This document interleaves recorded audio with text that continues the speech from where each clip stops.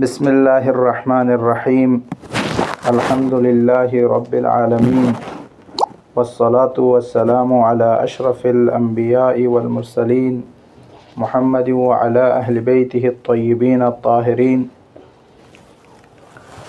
अम्मा बाद फ़क़द क़ाल अमीरुल मुअमिनीन अली इब्न अबी तालिब अलैहिस्सलाम फ़ी नहजुल बलाग़ा फ़इन्नल जिहाद बाबुन मिन अबवाबिल जन्नह फ़तहहुल्लाहु लिख़ास्सति औलियाइहि व हुवा लिबासुत तक़वा व दिर्उल्लाहिल हसीना इला आख़िर। सबसे पहले हम सब के मरहूमीन और उनकी बख्शिश के लिए और उसके बाद जिन्होंने इल्तिमास दुआ के लिए कहा है उनकी शरई हाजात की कबूलियत के लिए और साहिब खाना के घर में अपनी रहमतों के नुज़ूल के लिए हम सब के इत्तेफ़ाक़ इत्तेहाद के लिए और ख़ुसूसन लबनान में जो शहीद हो रहे हैं और ख़ुसूसन शहीद मुक़ावमत शहीद आलम इस्लामी सैयद हसन नसरुल्लाह के नाम और उनके रफ़क़ा के नाम पर और उनकी दराजात की बुलंदी के लिए बावाज़ बुलंदतर सलावत।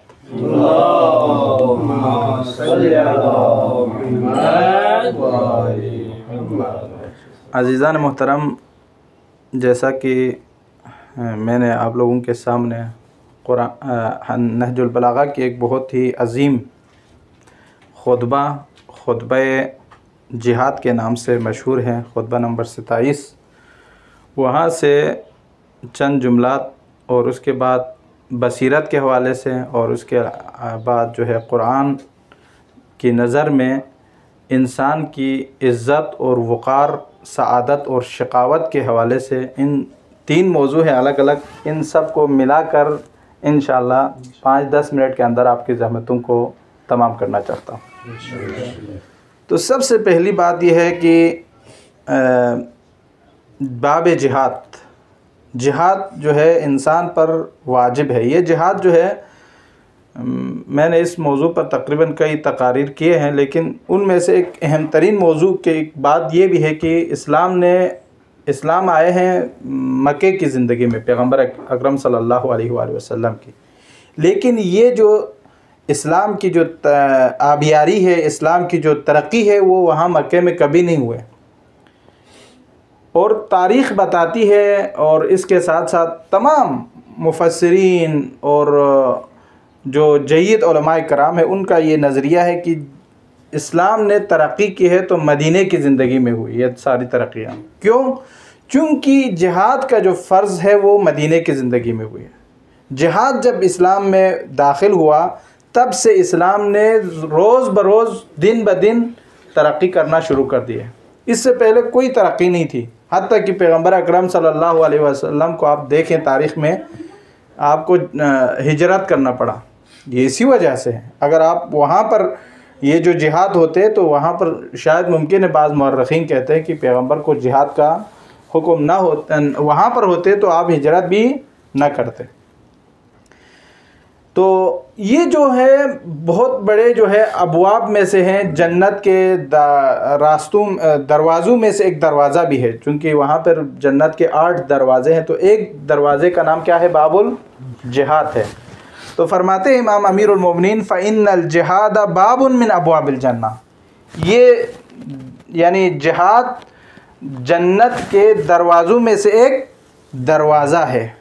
फ़तहहुल्लाहु लिख़ास्सति औलियाइहि, अल्लाह ने इस जिहाद के दरवाज़े को सिर्फ़ औलिया अल्लाह के लिए, अपने वलियों के लिए, अपने मुहिब्बों के लिए, अपने आशिक़ों के लिए क्या है उसको खोल दिए हैं। सिर्फ़ आशिक़ों के लिए, फिर सिर्फ मोहब्बत करने वालों के लिए है। और कहते हैं आखिर में वह हुवा लिबासुत तक़वा, और ये तक़वा का भी लिबास है। लिबासुत तक़वा, तक़वा मुत्तक़ीन के बारे में लिबासुत तक़वा ज़ालिका खैरुल लकुम कुरान कहता है। यहाँ पर जिहाद के बारे में अमीरुल मोमिनीन फरमा रहे ये बहुत बेहतरीन क्या है? तक़वा है। लिबास अगर तक़वा का होता तो ये जिहाद ही होता। व दिर्उल्लाहिल हसीना, और ये अल्लाह की तरफ से एक सुपर है। व जुन्नतुल वसीक़ा, एक बहुत ही बड़ा सुपर है जो दुश्मन से, जो आपको जहन्नम की आग से और जो दुनिया में इंसान को हलाकत से बचाने वाली एक बहुत बड़ी क्या है, सुपर है। फिर आगे फरमाते हैं फमन तरकहु रग़बतन अन्हु अल्बसहुल्लाहु सौबद्दुल, अगर जिहाद से कोई मुंह मोड़ लेता है तो अल्लाह उसको ज़िल्लत के लिबास उसके लिए क्या करते हैं, ज़ेबतन करने देते हैं, यानी उसको जलील कर देते हैं। व शमलतल बला, और उसको मुख्तलिफ बलाओं में वो लपेट जाते हैं, वो उसमें गिर जाते हैं। वदुय्यिसा बिस्सिगारि वल कमा वज़ुरिबा अलैहि अला क़ल्बिही बिल अस्ताद व उदील अल हक़्क़ु मिन्हु बितज़ी अल जिहाद वसीम अल खसफ़ व मुनिअ अन नसफ़। ये सारे मफ़ाहीम जो मैं बयान करना चाहता हूँ, अगर इबारत का तर्जुमा करते रहे तो बहुत लंबा चौड़ा जो है खुतबा है, इस सब को बयान नहीं करूँगा। तो यहाँ जो है, जो हक़ जिहाद से जो मुँह मोड़ लेता है, अल्लाह सुब्हानहू व तआला उसको दुनिया की सारी ज़िल्लतों में उसको क्या करता है, फेंक देता है, उसको ज़िल्लत उठानी पड़ती है। तो अब यहाँ पर मैं असल मकसद की तरफ जो आना चाहता हूँ वो ये है कि अब ये जिहाद जो है बाबुल जन्ना है, अबवाबुल जन्ना है। असल मतलब की तरफ मैं आ रहा हूँ, जो निचोड़ है असल इन सारी बहूस का, वो ये कि मसलन हम जब जिहाद की जब बात सुनते हैं तो हमारे दिल धड़क जाते हैं, क्यों हम जो है इस पर अमल नहीं कर रहा। हालांकि ये हम समझते हैं कि दुनिया से चला जाना, अपने खून को बहा देना, ये एक बहुत बड़ा मुश्किल काम है, वाक़ई मुश्किल काम है, लेकिन हर किसी के लिए मुश्किल नहीं है। जो यहाँ पर कहा फ़तहहुल्लाहु लिखासती औलियाई, लेकिन अल्लाह ने इस बाब को फ़कत औलिया अल्लाह के लिए खोले हैं। औलिया अल्लाह जो होगा उसके लिए आसान होगा। अब यहाँ पर देखना है कि हम अल्लाह का वली कितना है कुरान की नज़र में। जो सूरह तफसीर अल मीज़ान में आप देख सकते हैं, वहाँ पर एक पूरी बहस है कुरान की नज़र में इंसान की सआदतमंदी और शिकावतमंदी। तकरीबन 11 नंबर सफ़ा है तफसीर अल मीज़ान अरबी में, जो बेरूत से छपता है, उस तबक़ा के मुताबिक आप देखिए वहाँ पर मौजूद है इंसान की अक़साम, जो सआदतमंदी, खुशबख्ती और बदबख्ती वाले इंसानों की। हम जिस नज़र से जिहाद को देखते हैं उस नज़र में क्या है, हमारी कमी है। हम यहाँ पर कहा ना जिहाद बाबुल जन्ना है, उसका हमें इश्तियाक होना चाहिए, लेकिन हमारे अंदर ये इश्तियाक ना होना, ये किस चीज़ की दलील है कि हम हक़ाइक़ को उस हकीकत, उस ऐनक, उस आँख से नहीं देखते जिस आँख से हमें हक़ाइक़ को देखना चाहिए था। मसलन कुरान की नज़र में मैंने कहा कि चंद अक़साम है इंसानों की, सआदतमंदी और शिकावतमंदी की। बाज़ चीज़ें ये हैं कि सिर्फ़ इंसान की दो किस्में, इंसान मुजस्सम है दो चीज़ों से, मसलन एक रूह और दूसरी क्या है, दूसरा जिस्म, पहली रूह। ये दो चीज़ों से इंसान क्या है, मुरक्कब है। तो कुरान की नज़र में यह है कि रूह इंसान का हमेशा रहने वाली चीज़ है, हमेशा रहेगी रूह, दुनिया में भी, आखिरत में भी, और हमेशा अबदुल आबाद। ये भी इख्तिलाफ है बहरहाल अकायद के एतबार से कि हमेशा रहेंगे या नहीं रहेंगे। बहरहाल हमारा जो मुसल्लमा नज़रिया है वो रहेंगे, यानी ख़त्म होने वाली चीज़ नहीं है। लेकिन जिस्म के बारे में हम ये कहते हैं कि ये फ़ना होने वाली चीज़ है, ये ख़त्म होने वाली चीज़, ये रहने वाली चीज़ नहीं है। अब यहाँ पर हमने ये देखना है कि रूह और जिस्म, बाज़ चीज़ें ऐसी है कि जो रूह के लिए बहुत बड़ी सआदतमंदी है, खुशबख्ती है, बहुत बड़ी सखावतमंदी और खुशबख्ती और सआदतमंदी है। बाज़ चीज़ें जिस्म के लिए सआदतमंदी है, खुशबख्ती है, रूह के लिए क्या है, बदबख्ती है। बाज़ चीज़ें रूह और जिस्म दोनों के लिए खुशबख्ती है, बाज़ चीज़ें जिस्म और रूह दोनों के लिए क्या है, बदबख्ती है। तो ये अक़साम है। मसलन उनमें से पहली चीज़, इसकी मिसाल देकर, दूसरा बसीरत के साथ उसको रब्त देकर इंशाअल्लाह आपकी ज़हमतों को तमाम करूँगा। तो ये जो मसलन कुरान की नज़र में जिस्म के लिए, रूह के लिए फ़कत जो खुशबख्ती है, लेकिन जिस्म का उससे कोई ताल्लुक़ नहीं है, वो है इल्म। इल्म जितना भी इंसान हासिल करेंगे, जितना भी इल्मी इर्तिक़ाई उसके अंदर आएगी, उसकी रूह के लिए फ़ायदा है, जिस्म के लिए उसके साथ कोई ताल्लुक़ नहीं है। फ़कत रूह के लिए, महज रूह के लिए उसके क्या फ़ायदा है, इल्म। ये एक हो गई। दूसरी सूरत ये है कि जिस्म और रूह दोनों के लिए फ़ायदेमंद है, दोनों के लिए क्या है, सआदतमंदी है। मसलन उसमें मिसाल देते हैं अल्लामा तबातबाई साहब, दो मिसालें, एक माल और एक औलाद। माल और औलाद ऐसी दो चीज़ें हैं जो रूह और जिस्म दोनों के लिए मुफीद है, लेकिन कब? अगर हम उसको हकीकी खुदा की याद में सर्व करें। औलाद ज़िक्रुल्लाह से आपको दूर ना करें, यानी दीन से आपको दूर ना करें, उसकी सही तरबियत हो। इसी तरह माल अगर अल्लाह की राह में ख़र्च हो जाए, तो ये दो चीज़ें अगर इंसान के पास आ जाएं तो उस वक़्त समझे कि यानी उसके पास रूही और जिस्मी दोनों सआदतमंदी उसके लिए क्या हो गए हैं, हासिल हो गए। तीसरी चीज़ मसलन यहाँ पर है कि इंसान की रूह के लिए सआदतमंदी है, रूह के लिए खुशबख्ती है, लेकिन इंसान के जिस्म के लिए क्या है, वो बदबख्ती है, उसके लिए शिकावत है, बदबख्ती है। शिकावत बदबख्ती यानी उस जिस्म के लिए नक्स है उसके अंदर। यहाँ ये तर्जमा साथ जहन में रखिए, अगर कोई एतराज़ करे मसलन ये बदबख्ती कैसे हो गया, तो आप ये जहन में रखिए ये उसके नक्स में से, कमाल में से नहीं है, ये कहना चाहते हैं। तो मसलन जिस्म के लिए नक्स है, लेकिन रूह के लिए क्या है, वो कमाल है, अहसन कमाल है, खुशबख्ती है। मसलन उसमें से क़त्ल फ़ी सबीलिल्लाह, मसलन शहादत पाना अल्लाह की राह में, मसलन सईद हसन नसरुल्लाह की शहादत जिस्म के लिहाज से नक्स है, चूँकि उसका जिस्म दुनिया में नहीं रहा। मोमिन का जिस्म शहादत के बाद दुनिया में नहीं रहता, वो यानी उसके अंदर नक्स पैदा हो जाते हैं, लेकिन रूह के अंदर वो कमाल मौजूद होती है, वो कमाल आ जाते हैं। हत्ता कि बाज़ रिवायत में है कि लिकुल्लि शैइन फ़ौक़हु बिर्रुन, हर चीज़ के ऊपर क्या है, एक नेकी है। वलैसा व शहादतु फ़ी सबीलिल्लाह लैसा फ़ौक़हु बिर्रुन, ये हदीस का माना है, मैं ख़ुद अपनी तरफ से बयान कर रहा हूँ। ये हदीस है, मौजूद है, लेकिन वो 100% वही हदीस हो, ये मुझे जहन में नहीं है।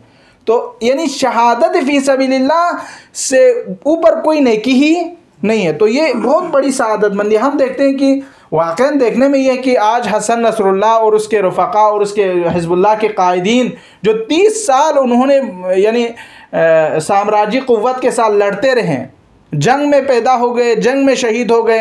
हत्ता कि सैयद हसन नसरुल्लाह की एक शख्सियत ये है कि जब तक उसका बेटा हादी शहीद नहीं हुए उसको तस्कीन महसूस नहीं हुआ। वो हमेशा ये कमी महसूस करते थे अपने अंदर कि काश मैं भी शहदा के यानी उन रिश्तेदारों में से होता। बाद में उसके बेटा शहीद होने के बाद उसने फ़ख्र महसूस किया है, आज मेरे लिए फ़ख्र है कि मेरा बेटा भी शहीद हो गया फ़ी सबीलिल्लाह।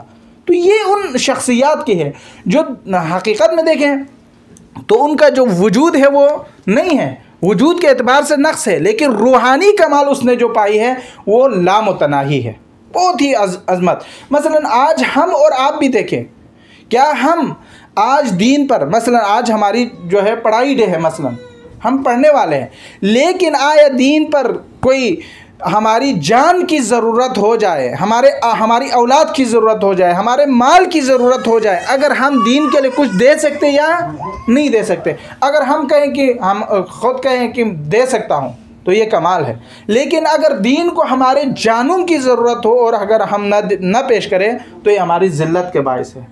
तो ये क़त्ल फ़ी सबीलिल्लाह, ये इम्तिहानात कहने में बहुत आसान है, हम दीनदार आदमी, हमारे लिए शहादत, हम जिहाद करना चाहते हैं, लेकिन इंसान तब आजमाइश में मुब्तला हो जाते हैं जब उसके पास ये दरवाज़ा भी उसके लिए मुकम्मल खोल दिया जाता है। मसलन आज हमारा एक बेटा हो, मसलन जवान हो, या हमारी ख़ुद ज़रूरत हो जिहाद में, लेकिन हम उस जिहाद से मुँह फेर लेंगे तो ये हमारी ज़िल्लत का बायस है। दुनिया की सारी मुश्किलात में हम मुब्तला होंगे, लेकिन हमारे लिए कोई लिबास तक़वा पहनाने वाला नहीं होगा सिवाय जिहाद के। तो ये एक अजीम दरवाज़ा है जो अल्लाह सुब्हानहू व तआला ने जन्नत के 8 दरवाज़ों में से एक का नाम ही जिहाद रखा है, बाबुल जिहाद।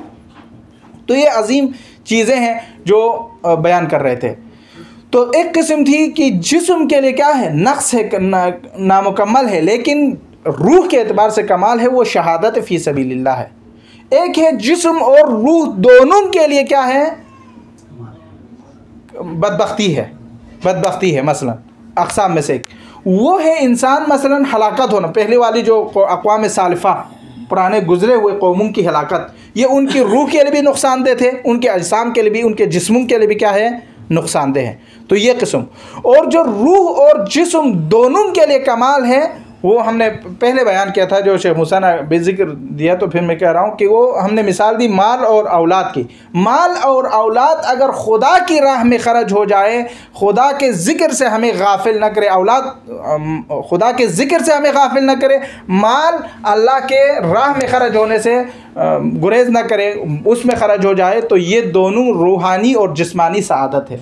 और इसी तरह कभी जिस्मानी सआदत, लोग तो जिस्मानी सआदत समझते हैं, लेकिन इस्लाम की नज़र में, कुरान की नज़र में वो बदबख्ती है, वो है मसलन गुनाह करना। गुनाह करना लोग तो क्या समझते हैं, ये सआदत जिस्मी है, लज्जत है जिस्म के लिए, लेकिन कुरान की नज़र में क्या है, वो बदबख्ती है, शिकावत है।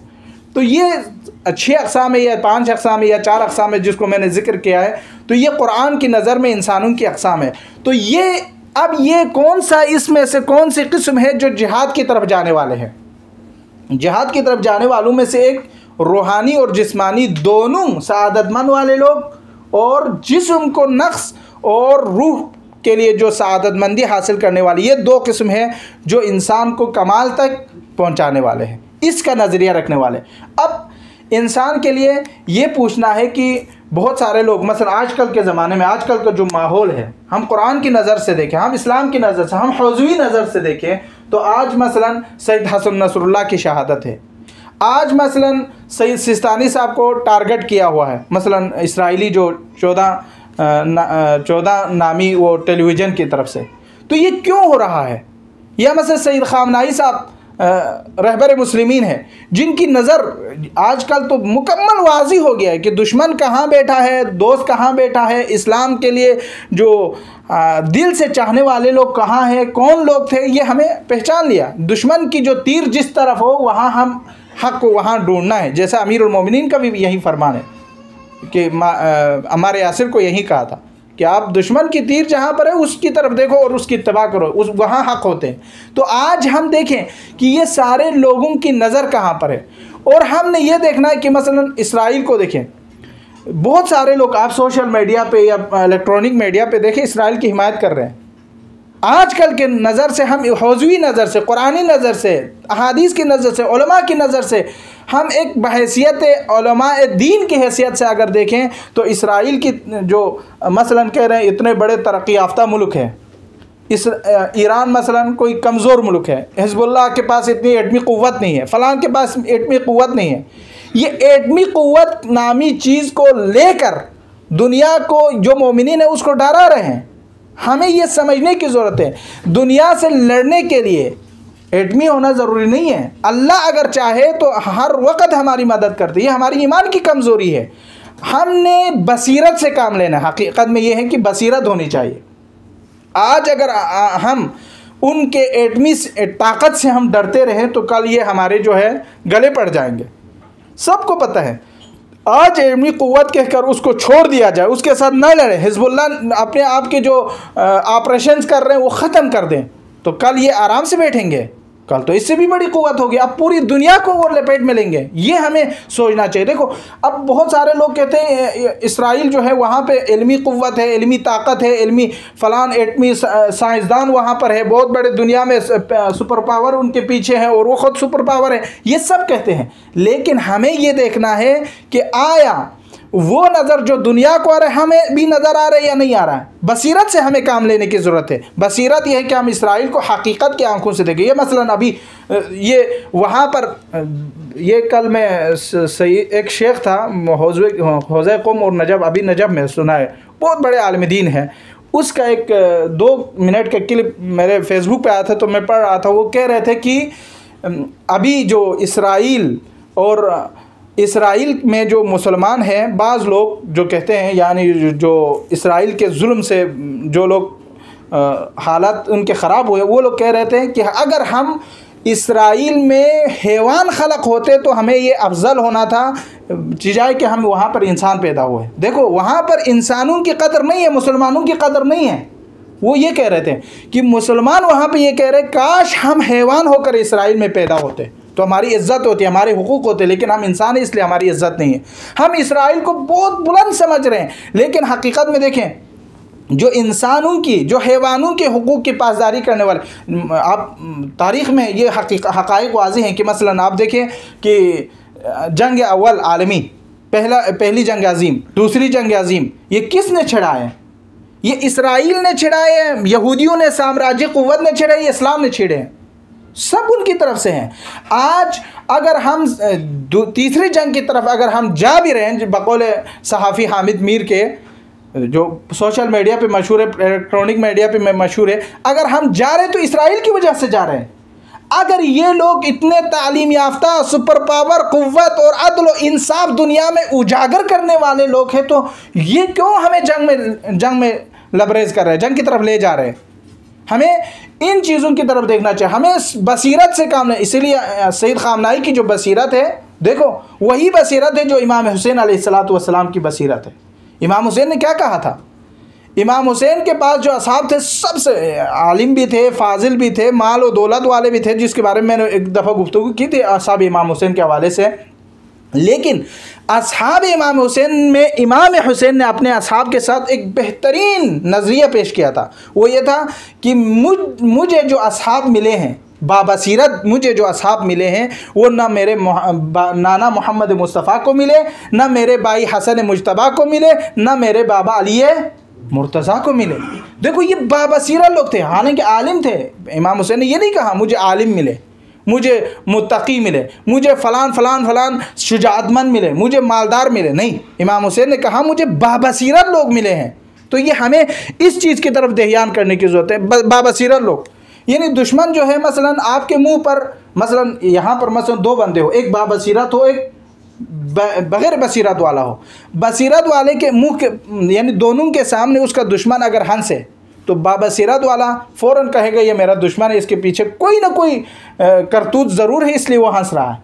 लेकिन जो बेबसीरत है या अनजाने में बाबसीरत नहीं है, नहीं बनना चाहता, जिसे मुकाबिर कहा जाता है अरबी में, तो वो क्या करते हैं? वो फ़ौरन कहते हैं कि भाई ये हंस रहा है, ये बंदा अच्छा बंदा है, मेरे साथ इसने ठीक ठाक सलाम किया, अच्छा सलाम किए, उसने हाथ मिले, गले मिले, तो ये मेरा दोस्त ही है। लेकिन जो बसीरत वाले वो क्या कहेंगे? नहीं, इसके अज़ाइम जो है, इसके नज़रियात, उसके फतूरात, उसके गलीज़ जहन जो है बहुत ज़्यादा है। मसलन जंग सिफ़ीन में अमीरुल मोमिनीन क्या कह रहे थे लोगों से, अपने असहाब से? देखो ये कुरान जो नेज़ों पर चढ़ा है, इसके पीछे उनके गलत अज़ाइम छुपे हुए हैं। अमीरुल मोमिनीन की बसीरत देखें। लेकिन वहाँ पर नमाजी थे, मुत्तकी थे, सौम व सलात के पाबंद और अमीरुल मोमिनीन के असहाब में से थे। लेकिन क्या कहा लोगों ने? मुआविया एक अजीम इंसान है, उसने तो नेज़े पे कुरान निकाला है, उसने सुलह के लिए हमारे लिए कुरान पेश किया है। देखो बेबसीरत लोगों को ज़ाहिरी जो हशाश बशाश चीज़ है वो नज़र आते हैं, लेकिन हमें बाबसीरत बनना चाहिए। बाबसीरत यानी इंसान को उन हक़ाइक़ तक जाने की ज़रूरत है। आज हमें ये जो वाक़यात जो रोनमा हो रहा है तारीख़ी एतबार से, एक दुनिया में वर्ल्ड लेवल पर अगर मसाइल पेश आ रहे हैं, तो उन साम्राज्य क़ुव्वत को बसीरत के ज़रिए से हल करने की ज़रूरत है। आज कौन कौन मराजी हैं जो उनके, हम बहुत सारे लोगों के बारे में ये कहते थे ना कि ये मसलन ये अच्छे मराजी में से नहीं है, ये दीन इस्लाम के खसाइर नुकसान करने वालों में से है। लेकिन आज हमें नज़र आ सकते हैं कि कौन मर्जा ऐसा है जो उनके ख़िलाफ़ फतवा दिए हैं, कौन ऐसा है जो साकितीन में से है, कौन ऐसा है जो बिल्कुल उनके हक़ में दे रहे हैं, और कौन सा मुल्क, हर मुल्क के हवाले से हम यही नज़रिया कायम कर सकते हैं। जो इस्लाम का नाम लेकर इस्लामी मुल्क होना ये और बात है, लेकिन हक़ाइक़ को पेश नज़र रख के उसके मुताबिक चलना ये और बात है। तो हर इंसान को चाहिए कि उस नज़रिए को अपनाएं जो हमें इन नज़रियात बसीरत के ज़रिए से अगर हम चलें तो इंसान को समझ सकता है, इंसान ये समझ सकता है कि हमने कौन सा रास्ता इख्तियार करना है। और आज हमें जिहाद का दरवाज़ा खुला है। अगर बसीरत के साथ इंसान मसलन इन तारीख़ी हुरूफ को मुताला करें, तारीख़ी औराक को गिरदाने, तो उस सूरत में उसके लिए बहुत ही आसान होगा कि मैं किस सब में जाना है, मैंने किस सब में जाना है। और जिहाद को एक मामूली चीज़ समझेंगे, वो समझेंगे कि जान चली जाए लेकिन इज़्ज़त न जाए। इज़्ज़त आज जा रही है, सारे मुसलमानों 57 ममालिक की खामोशी, यही इज़्ज़त इस्लाम की जो है ख़त्म हो चुकी है। लेकिन इंसान को कोशिश करनी चाहिए, हर इंसान अपने एतबार से। इसीलिए हम जो है ना, मसलन अभी हमारे लोग अक्सर जो है जिहाद से मुंह फेर लेते हैं या जिहाद को अपने लिए जब लोग शहादत पाते हैं या उसकी ख़बर सुनते हैं तो लोग डर जाते हैं, खौफ महसूस करते हो। क्यों? चूँकि हम इन हक़ाइक़ को दरक नहीं किया हमने। वइल्ला मुजाहिदीन में से बाद मुजाहिदीन जो हिज़्बुल्लाह कताइब हिज़्बुल्लाह में जो इराक़ में थे, हमने किसी मुजाहिद से पूछा कि आपको मौत कैसा महसूस होता है, तो उसने कहा आंखें बंद किया और खोल दिया। कहा कि आंखें बंद करना ये शहादत है और आंखें खोल रखना ये मुजाहिद का काम। देखो, आंखें खोलना, उसने खोलने से भी ताबीर यानी बसारत से की है, बसीरत से। इंसान को बाबसीरत होना चाहिए ताकि उसके हक़ाइक़ को, दुनिया के हकीकतों को, हक़ाइक़ के हकीकतों को इंसान दरक कर सके। इसी के साथ मैं दुआ करता हूँ परवरदिगार बिहक़ मोहम्मद व आल मोहम्मद हमारे लिए दीन इस्लाम को हकीकी मानों में समझ कर उस पर अमल करने की तौफ़ीक़ अता फ़रमा। परवरदिगारा हम जिस मकसद के लिए, जिस हदफ़ को हम समझने के लिए, जिस नज़रिए को हम लेकर नजफ़ अशरफ में आए, परवरदिगारा उस नज़रिए में हमें कामयाबी और कामरानी अता फ़रमा। परवरदिगारा हमारे मरहूमीन की मग़फ़रत फ़रमा, हमारे वालिदैन जो दुनिया से जा चुके हैं उनकी मग़फ़रत फ़रमा, जिनके ज़िंदा है परवरदिगारा उनको उनकी ज़िंदगी में तूल उम्र अनायत फ़रमा।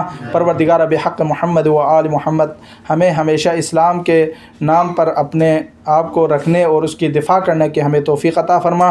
परवरदिगार दुनिया आलम इस्लाम में इस वक्त कुफ़्र मुसल्लत हो रहे, परवरदिगार उन काफिरों को नीस्त व नाबूद फ़रमा। लबनान में लबनानियों को और हिज़्बुल्लाह को और इसी तरह हमास को परवरदिगार फ़तह ज़फ़र अनायत फ़रमा। परवरदिगार आलम कुफ़्र अमेरिका व इसराइल और उसके हिमायतकारों को नीस्त व नाबूद फ़रमा। परवरदिगार इस घर पर अपनी रहमतों का नुज़ूल फ़रमा। क़िबला समाअत शेख की इल्मी तमाम मुश्किलात को रफ़ा दफ़ा करके परवरदिगार उनके इल्मी तरक्की में मज़ीद तरक्की अता फ़रमा। परवरदिगार बिहक़ मोहम्मद व आल मोहम्मद हम सब की शरई हवाइज को पूरा फ़रमा। परवरदिगार हमें इस तंज़ीम के साथ मोहब्बत, उल्फ़त और आपस में इत्तेहाद व बाहमी के साथ रहने की हमें तौफ़ीक़ अता फ़रमा। रब्बना तक़ब्बल मिन्ना इन्नका अंतस समीउल अलीम बिरहमतिका या अरहमर राहिमीन। रहमल्लाहु मन यक़रउल फ़ातिहा।